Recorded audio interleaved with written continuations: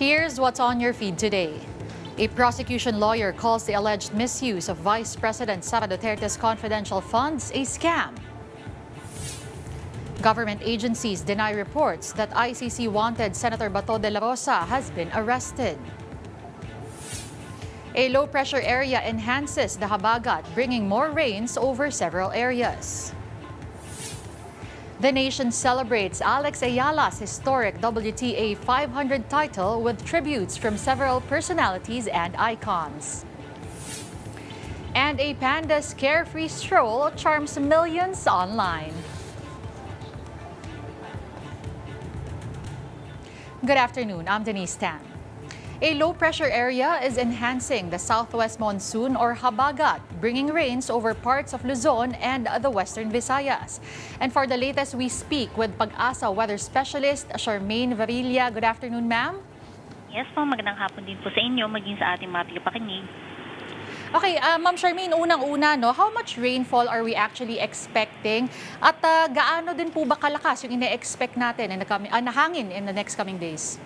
Yes po, in terms po ng mga pag-ulan, pinakamatataas po dito sa may parte ng western section ng northern Luzon, including western section ng central Luzon, tsaka dito rin po sa may western section ng southern Luzon.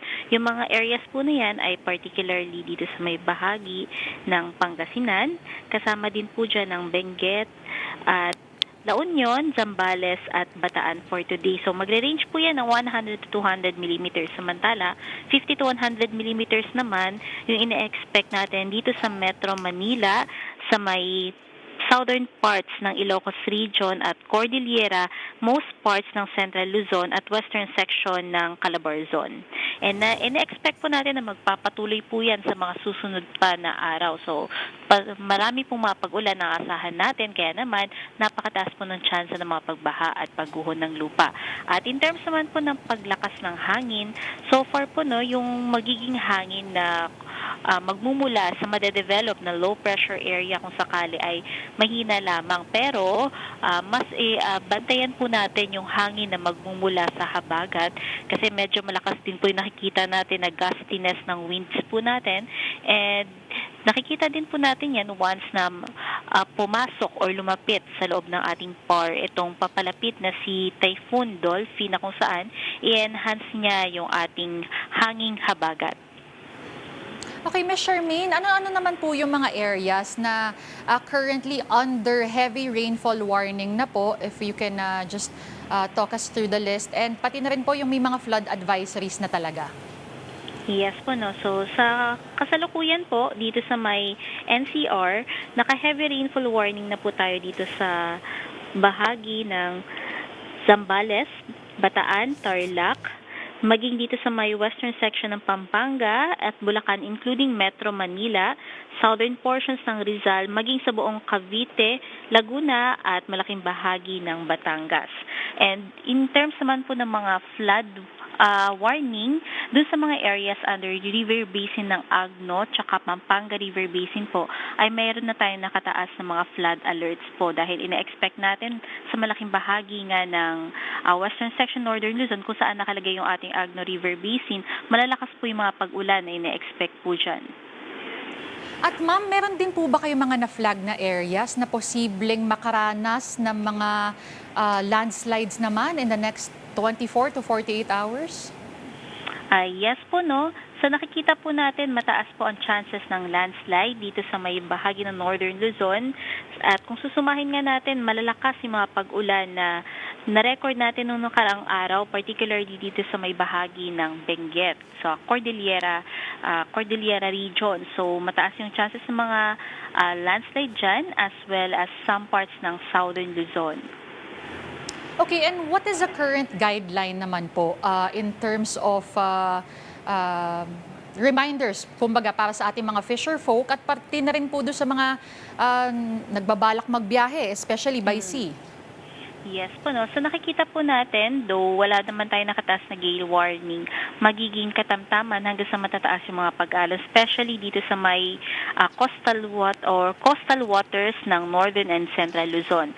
And dahil nga papalapit yung bagyong si Dolphin, ay posible tayong magtaas ng gale warning as early as Thursday ng umaga dito sa may bahagi ng extreme Northern Luzon, and posible din tayong magtaas ng gale warning dito sa may western section ng Luzon dahil sa paglakas po ng ating habagat. And lastly, Ma'am Charmaine, hanggang kailan natin naaasahan na magtutuloy-tuloy itong maulan na kondisyon?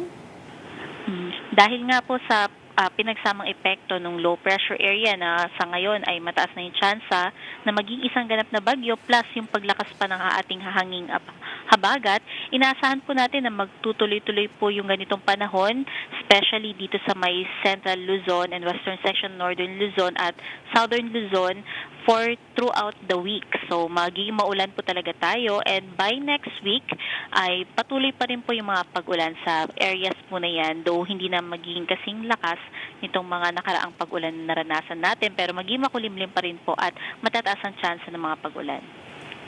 Well, thank you for those updates. Again, that was Pag-asa weather specialist Charmaine Revilla.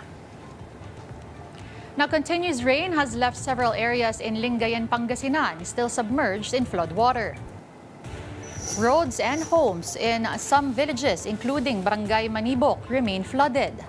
Residents have moved their belongings to higher areas while others have placed sandbags outside their homes. Some families are also preparing to evacuate if the rain intensifies and water levels continue to rise. The Lingayan Disaster Office says 17 of the town's 32 barangays have been affected. Several flights were canceled or diverted today due to bad weather. According to the Civil Aviation Authority of the Philippines, Cebu Pacific flights between Manila and Tuguegarao were canceled, affecting 280 passengers. 3 Manila-bound flights from Zamboanga, Davao, and Bali were also diverted to Clark International Airport. In other news, the government has denied reports that Senator Bato Dela Rosa has been arrested. The Justice Department, National Bureau of Investigation, and Philippine National Police say they have received no information confirming his arrest. Senators Amy Marcos and Robin Padilla also say they have no knowledge of the report. De La Rosa is wanted by the International Criminal Court over alleged crimes against humanity of murder. Now, Malacanang says a transport strike will not solve the continued rise in fuel prices. Palace Press Officer Claire Castro said the government prefers dialogue and negotiations to address the group's concerns. She added that a strike would only burden commuters and could hurt the economy. The palace, however, said it will not stop any group from holding a protest. Manibela plans to hold a transport strike and protest actions from August 10 to 12. Hindi ito ang sagot sa mga ganitong klaseng issue dahil mas mahihirapan lang din po ang ating mga commuters. Mas maganda na magkaroon ng matahimik, maayos na dialogo. More stories when One Newsfeed returns. Stay tuned.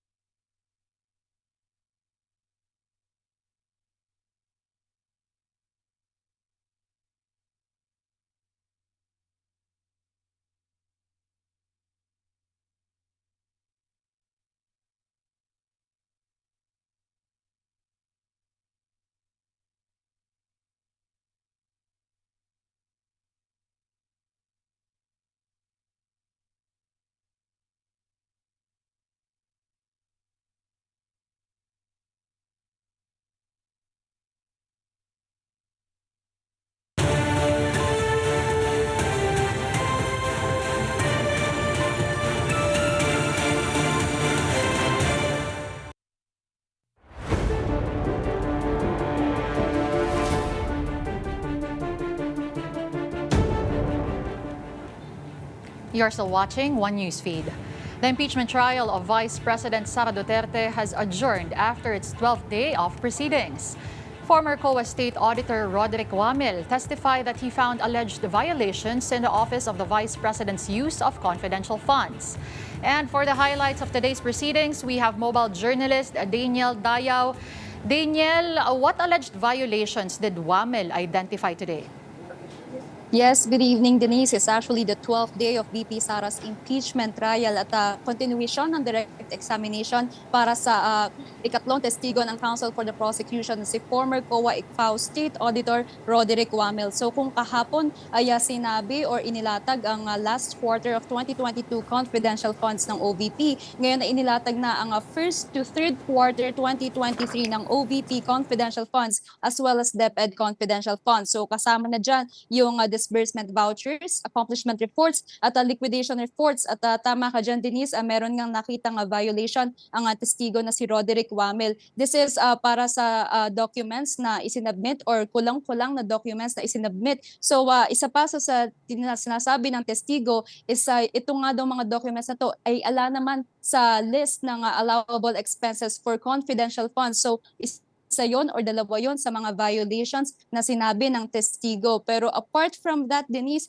yung mga sinabi nga dito is yung medical and food aid na kapag pinag-combine ay merong total of 82 million pesos. Kasama na rin dyan ang travel expenses na may 20 million pesos as well as payment of reward for informants of surveillance and monitoring activities na may 35 million pesos. So sa OVP pa lang yan, pagdating naman sa DepEd, Denise, ay hindi rin daw nakaspecify yung physical and financial plan. So sa dito or ilan dito sa mga nasabi ay merong 30 million intensified background investigation of learners involved in terrorist group. Kasama na rin dyan ang 27 million na ginastos para daw sa anti-illegal activities within school, pati na rin ang 9 million prevention of recruitment ng NPA. So Denise, isa pa nga sa mga sinabi ng testigo dito is yung MOOE or yung maintenance and other operating expenses pagdating sa DepEd confidential funds. So sinabi dito na hindi naman daw naka-enumerate sa listahan ng Joint Memorandum Circular or Joint Circular 2015-01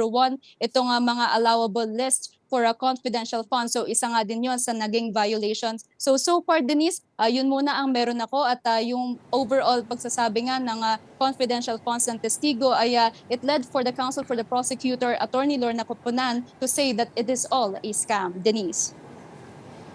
Okay, punta tayo dito sa side ng depensa, Daniel. At any point, did they try to challenge Wamil's findings? Kasi alam ko parang may nabanggit na tinanong kung may special training ba siya and him auditing all these paperwork. Pakikwento nga sa amin yan.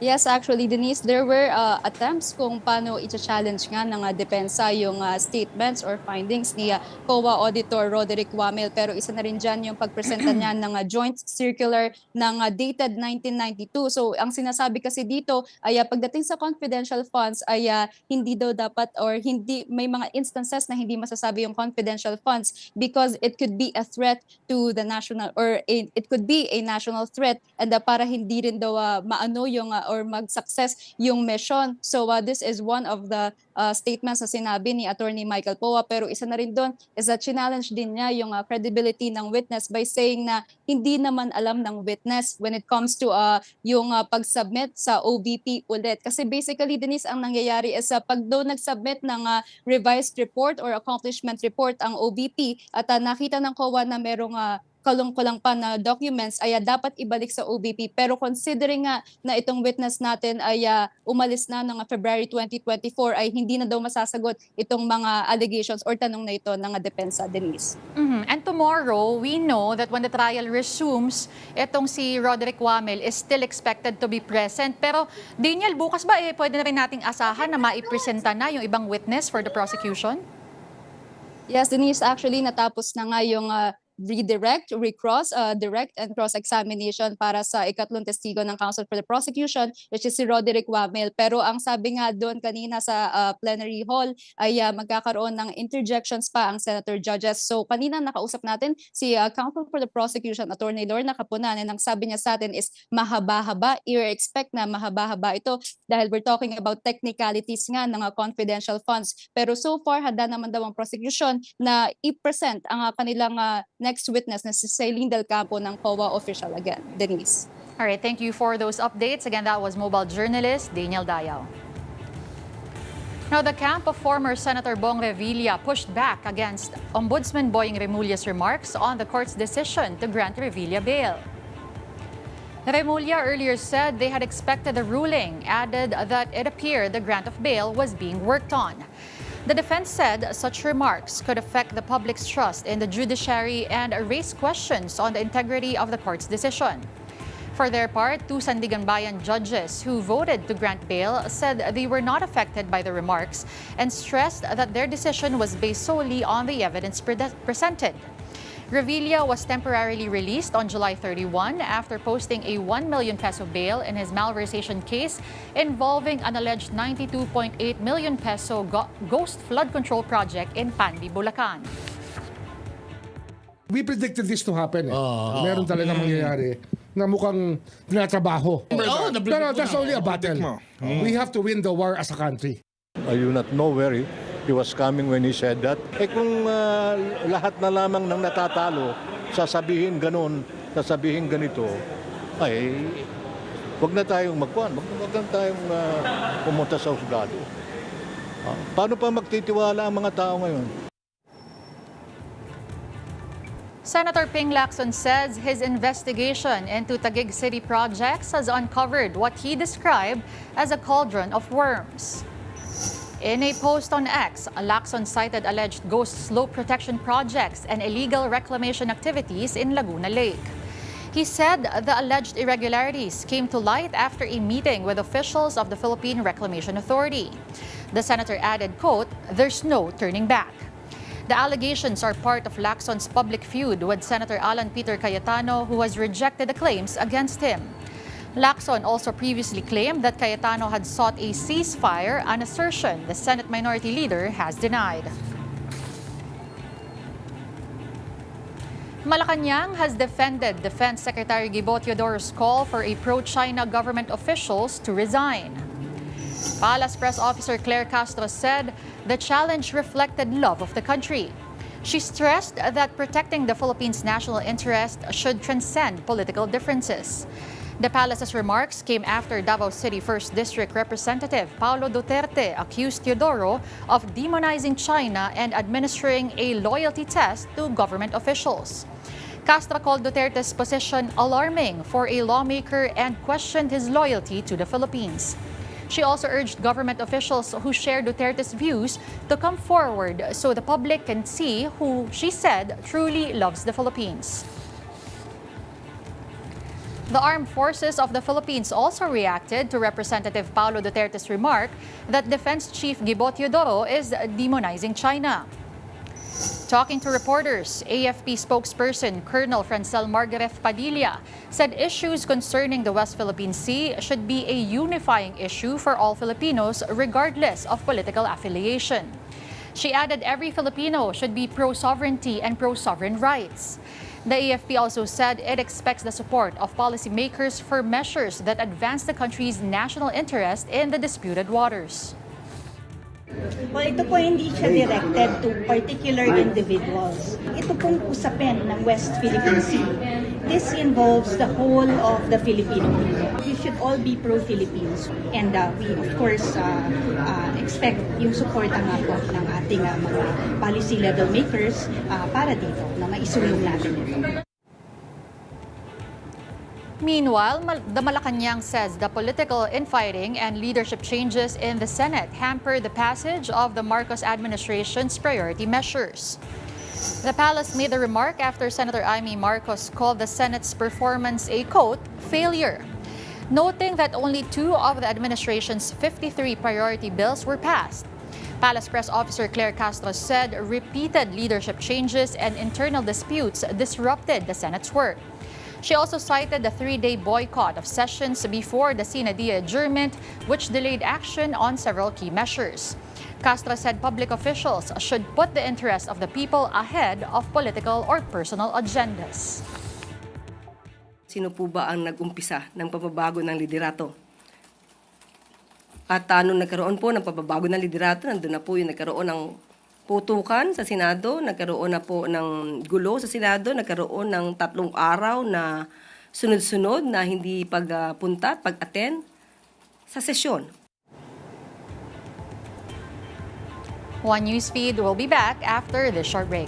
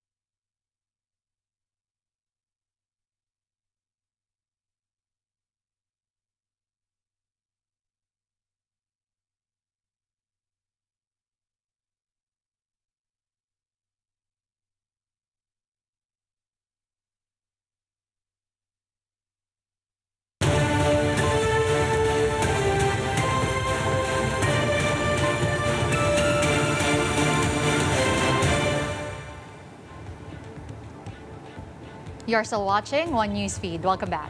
It's history for Filipina tennis star Alex Eala after winning her first ever WTA singles title. Eala defeated world number 3 and top seed Jessica Pegula 4-6, 6-4, 6-0 to capture the 2026 Mubadala DC Open title. The 21-year-old Filipina rallied from a set down and dominated the deciding set after a lengthy rain delay interrupted the final. With the victory, Eala became the first Filipino to win a WTA singles championship. The title also avenged her semi-final defeat to Pegula at last year's Miami Open and capped her second appearance in a WTA final after finishing runner-up at Eastbourne in 2025.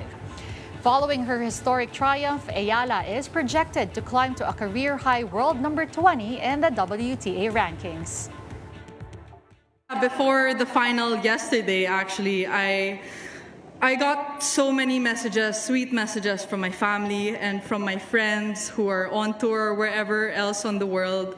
And, you know, I thought to myself, I feel so much love. So standing here in the middle of all this love, my first chance at the title, knowing it won't be my last, and already having achieved this feat and this milestone for my career, I knew that whatever would have happened after this match, it would have already been a win for me. So thank you, everybody, and I really look forward to seeing you guys again.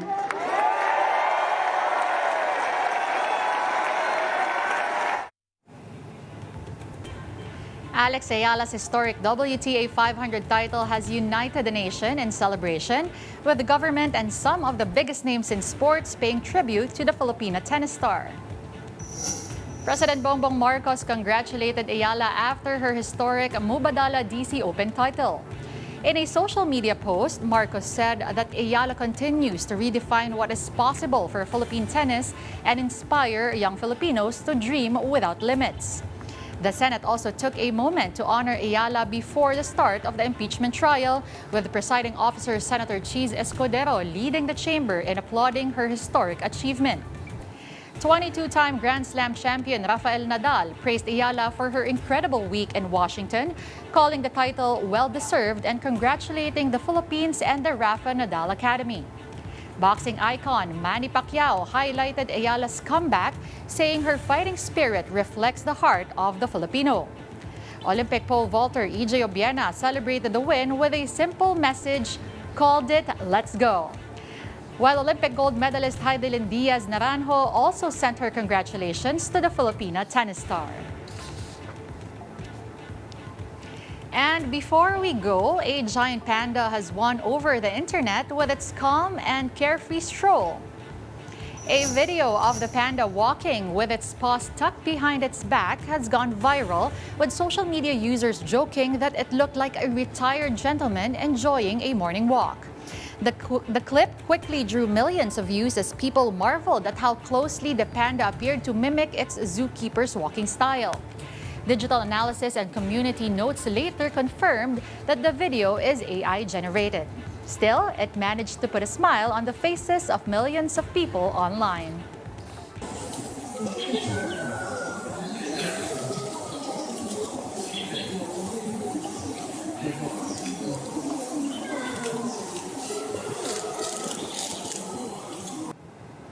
And that wraps up One Newsfeed, the only feed you need. I'm Denise Tan. Good evening.